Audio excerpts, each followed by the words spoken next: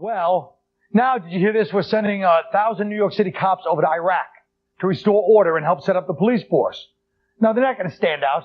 A couple of dozen Irish guys in Jets jackets, you know. Hey, genius, come here. You live here? You with the beard. Come here. Officer, that's not my camel.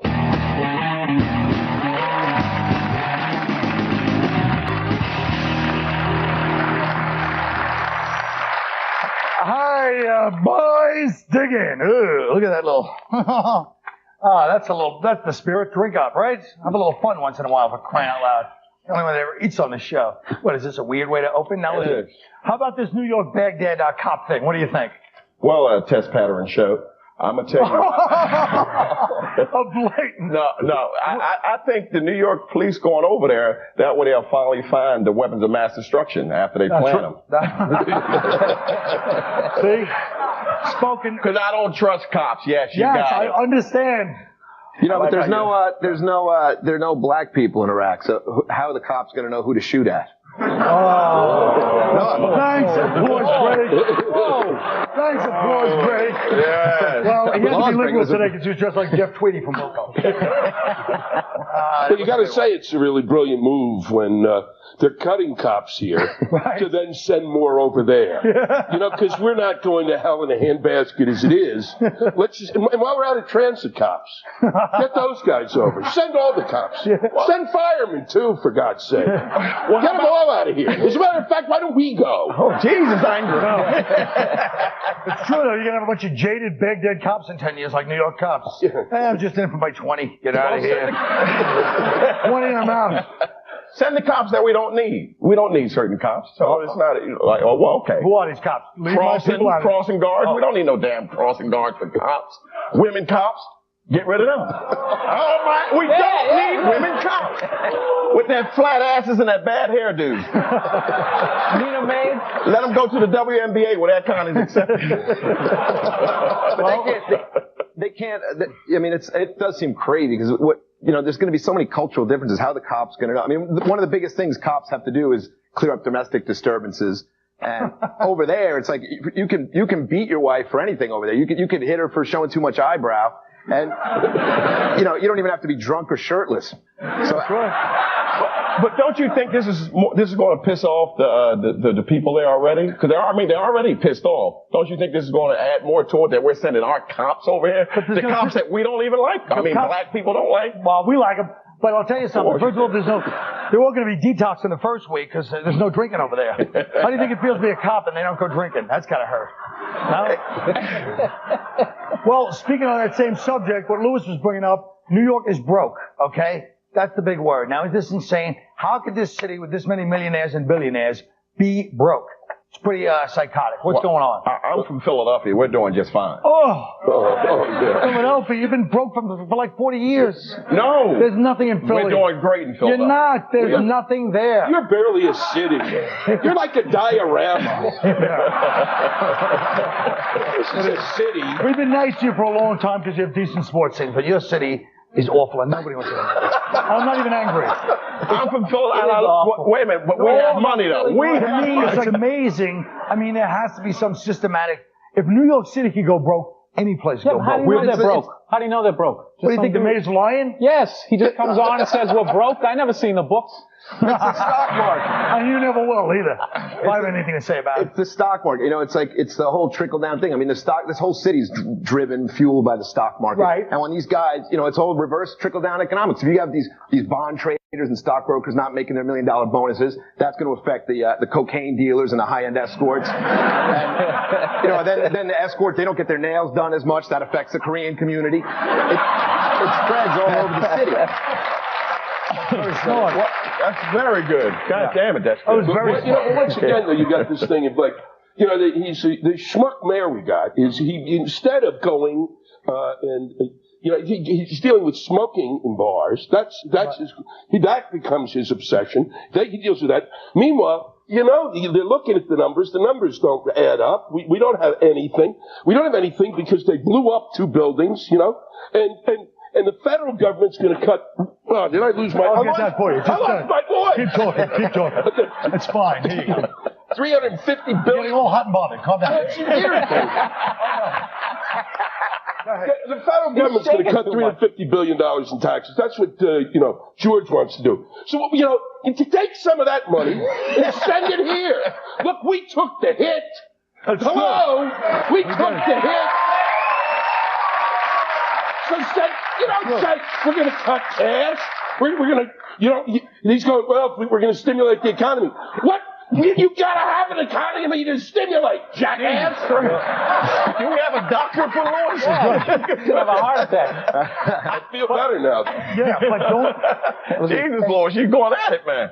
But the other thing is, look, now speaking of this off-duty cop thing and the smoking thing, that guy got killed, the bouncer, from smoking, and now they're going to start hiring off-duty cops as bouncers at clubs. That's what do you great. think about that? I think it's, first of all, every cop I know spends all his off-duty time in a bar anyway. So they might as well be. They do it in other cities, right? But that just for guys smoking and all. No, you don't need that. I know what it is. But we can't police every damn thing. We can't do that. Let's be honest. You know exactly what it probably is. A bunch of SUVs blasting rap music at 3 o'clock in the white neighbors when we're trying to sleep. See, that's baloney. There you go. That's baloney. It was the Asian guy who was the culprit right there. No, that's true. That had nothing to do with And he stabbed the black guy, too. Say it again. No. Stabbed the black And he guy. stabbed the black guy. What do you think about that? No, I'm trying to get over it now. Let's deal with I'm that not trying to racist get over statement it. that you just made. I'm trying to go over to that man bites dog incident. Here's the point. What is the point? I used to live when I lived in Bay Ridge, we lived right near a bar, and people would, every night it was the same thing. Drinking, fighting, cursing, screaming, urinating, and their vandalism. Finally, they told me, you can't come in anymore. I'll tell you something. Hey, Bob Hope, that was great. Well, guess what? The crowd seemed to enjoy it, fellas. And they're younger than any one of us. You sons of bitches. Sorry, folks, I guess you haven't been around comedy lately. Apparently it's uncool if you put a punchline at the end of a joke. Listen, we'll be right back. I know that's what Daddy said when he went out for the paper 10 years ago, but we're not lying to you.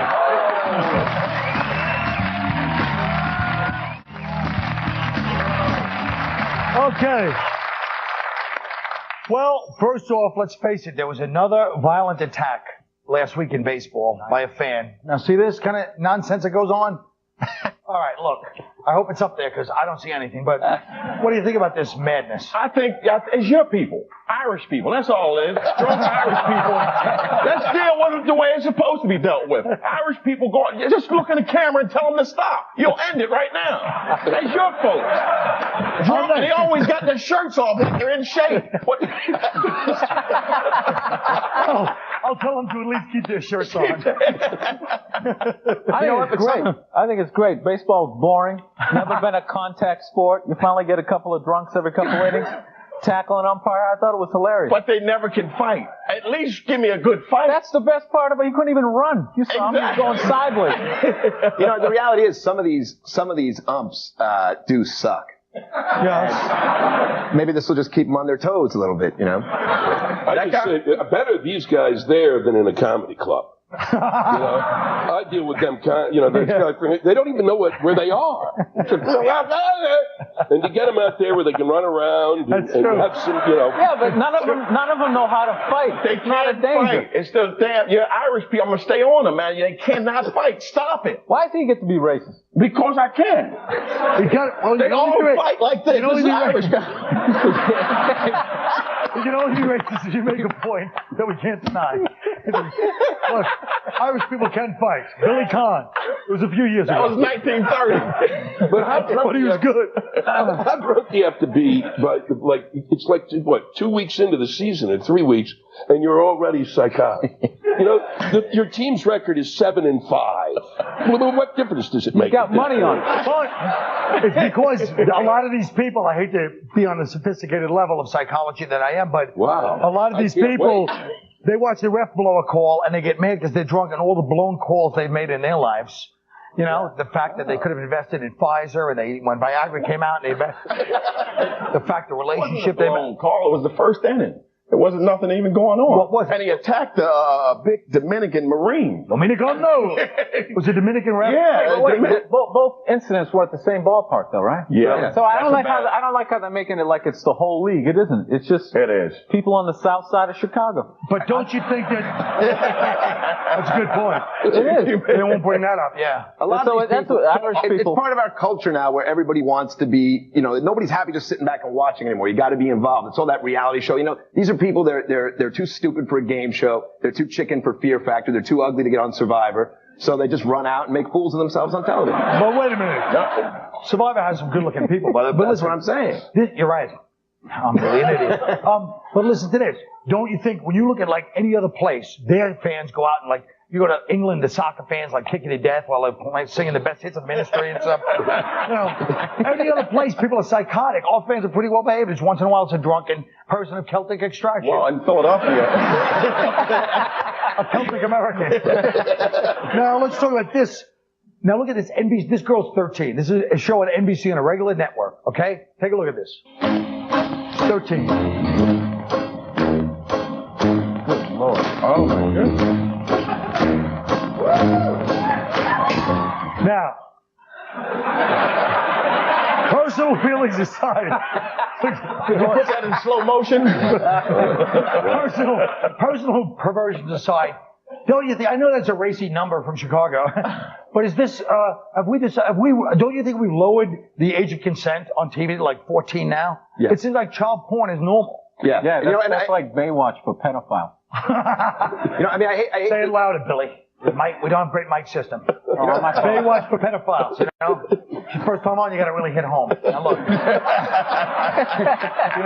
You don't really have a rep like dumb, Lewis. The mic's right here. Lewis does not need this. He's already got his big rep over around the corner. Let me tell you something else. Go ahead, I'm sorry. Well, you hate to sound like some Baptist preacher from the 50s complaining about Elvis the pelvis, but it really is getting too far. I mean, the dance moves that are popular now are basically, stripper moves. And these girls are like, it used to be if you wanted to see a 9-year-old girl dancing like a stripper, you had to go to Bangkok. Now, now it's all, really, you watch those girls dance and they're pulling every stripper move except for grabbing a single out of a drunk guy's mouth with their clenched butt cheeks. They're doing everything else. Well, what happened genetically in our lifetime? Because when I was 13, there wasn't anything like that around.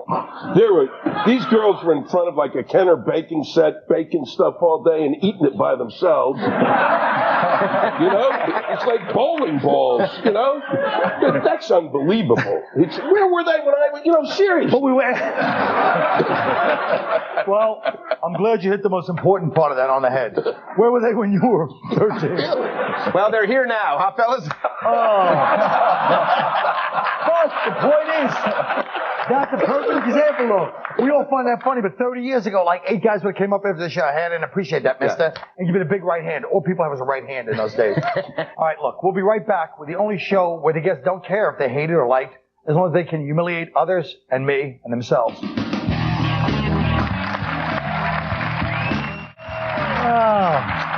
Because Will Ferrell hogged all the good parts. I should have done some characters. Hello. This war against terrorism is unlike any other war in the history of the world. We're not fighting a specific country with borders and army. We're fighting Islamic fundamentalists in Iraq, the Philippines, and Patterson, New Jersey. It's overwhelming. I miss the beauty and the simplicity of the Cold War. The Soviet Union. Remember the evil empire? Its finger on the button, ready to nuke us to smithereens. I'm not saying the Cold War was perfect. We blacklisted Arthur Miller and made Yakov Smirnoff a star, but when I look back now, I'm laughing. Someday I'll be in Branson saying, hey, how about a handful of Roy Clark? Now look, the Cold War seems like the good old days of democracy versus communism, good versus evil. Because at least the Cold War was exciting. There were defectors. Remember how cool it was when a Russian dancer defected to America? They made us feel superior by describing how repressive their life was under communism. And in return, we let them have sex with Jessica Lange, right? Hey. You're right. There are some things that are off limits. I didn't know one of them. She was one of them. But now I can't get a lap dance at Scores without a stripper from Estonia whining about how much better the tips are when the Hungarian mob's in town. And I hate to get nostalgic about something as god-awful as terrorism, But in my day, there was no Al-Qaeda with its bands of hairy fundamentalist virgins living like freaks in sleeper cells waiting to be activated by a cave-dwelling, green-skinned diabetic. My terrorists were Marxist revolutionaries who drank, smoked, and had orgies. You were always only one bong hit away from joining them. And terrorists back then knew how to hijack an airplane. They weren't trying to die for Allah. They were trying to land in Cuba. Nobody got hurt. The pilots and the stewardesses had a few days to hook up, and everybody went home with a cigar. And I'll tell you something else. Terrorists in the Cold War didn't subjugate their women. They hired them. The 70s were rife with hot chick terrorists. Bernadette Devlin of the IRA. That's right. Leila Khaled, Black September. Ingrid Schubert, the Bader Meinhof gang. Terrorism with a pout. You know what else I miss? The way the Olympics used to be. During the Cold War, we used the Olympics to duke it out with the Russians. Remember, like the Miracle on the Ice? That was exciting. Most of the Islamic countries don't even send athletes to the Olympics. Even if they do, it's not exactly a fair fight. You know, I mean, hey, Soroya, you know, that burka's going to add a little drag, you know, but be that as it may. But the best thing about the Cold War is that the Soviet Union was atheist. Okay, it was so easy to hate those godless commies. Who are you going to piss off? An atheist? They're already pissed off, right?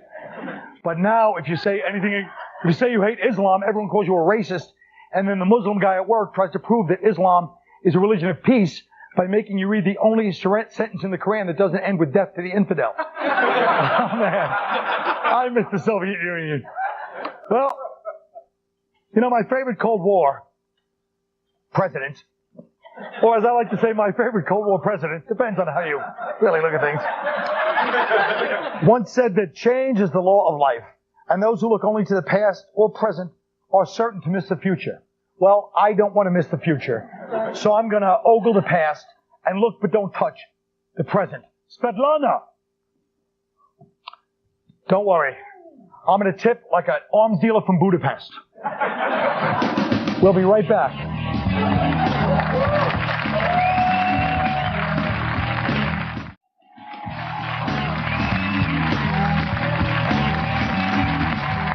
Oh, well, folks.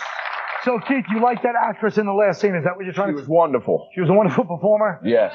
Brilliant. New York City is broke, folks. Services are being cut. The subway is going up to $2. Times are tough, and they're getting worse.